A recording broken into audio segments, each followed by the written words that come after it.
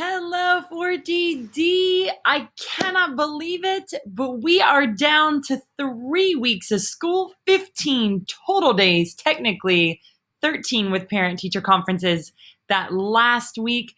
I welcome you to our new week, June 7th through June 11th. As you can see, I'm already working on getting myself in vacation mode. But I know that we still have to push through these last 3 weeks and finish on a really strong note. Just a few things going into this week. One of the things I'm most excited about, and you are sure to hear about, is on Thursday, we will be doing a class Guess Who. I'm going to be asking each student to send me on Gmail a baby picture of themselves. I am super excited. And then on Thursday, we will get together. I will show the baby pictures, and then they'll be filling in a grid to guess who they think that baby is. I'm so excited about Guess Who, and I know it's going to give the students something to really look forward to this week going into Thursday.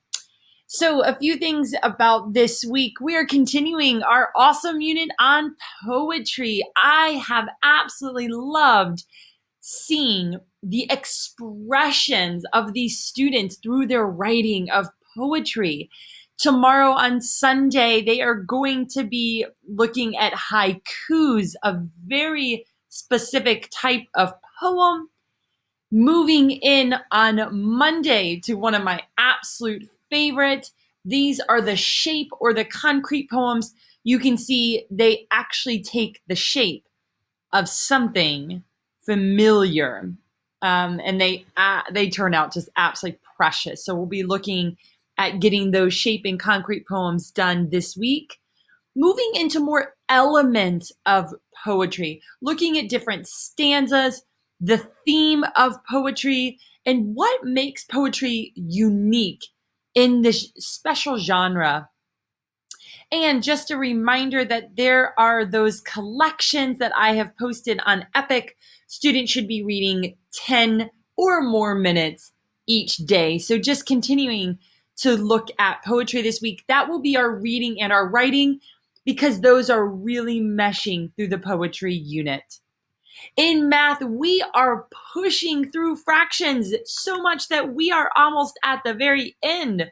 Skill 6, I did several lessons on last week, and that's looking at mixed numbers and improper fractions. I've encouraged students, if they have any further questions about mixed numbers and improper fractions, to email me and ask. Unfortunately, I held a couple of lessons last week, and I only had a handful of students attend those lessons. It was quite a bummer, but it is what it is, and I hope that they are back on track this week, or maybe they just understand it and didn't need to come. Skill 7 is moving into ordering fractions. This is a challenging skill. I am letting you know. It is great critical thinking for your student. It shows whether they truly understand what a fraction, an improper fraction, and a mixed number are. There are some great tutorial videos, followed by practice problems, and of course, to show what you know for the skill, along with some extra practice if your student chooses to complete that. Skill 8 is our final skill in fractions, learning how to add and subtract fractions. Fortunately, for all of us, fourth grade, you only have to know how to add and subtract fractions with like denominators that are the same. They don't have to know how to add and subtract fractions with unlike denominators or different denominators until fifth grade. Also be looking out, students will be tested on skills 1 through 8 with a check-in sometime this week, sooner than later, and I'll let students know the exact date as we get closer. That moves us into our final subject of inquiry. We are continuing to look at energy. Students on Sunday will be looking at what happens when objects collide, when they mash into each other. How is energy transferred? They themselves are going to be creating their own experiment showing a transfer of energy Moving in to the next assignment, they're going to be looking at sound and how sound travels in waves. Later in the week, they're going to be looking at light energy. Following by lots of different sound and light tasks.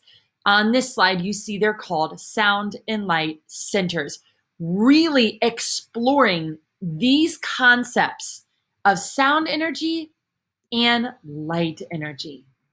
And that'll take us through this week with summer countdown, 15 days remaining. I cannot believe it. I am so proud of the work that your students continue to do. It makes my heart so happy, and it makes my job very rewarding under these circumstances when, of course, we would all love to be back on campus, but we know that that's not the current situation. I look forward to watching the learning of each of your children this week. Please let me know if you have any questions. I look forward to 15 more days of learning. Everybody, have a great week. Signing out from Miss Diehl.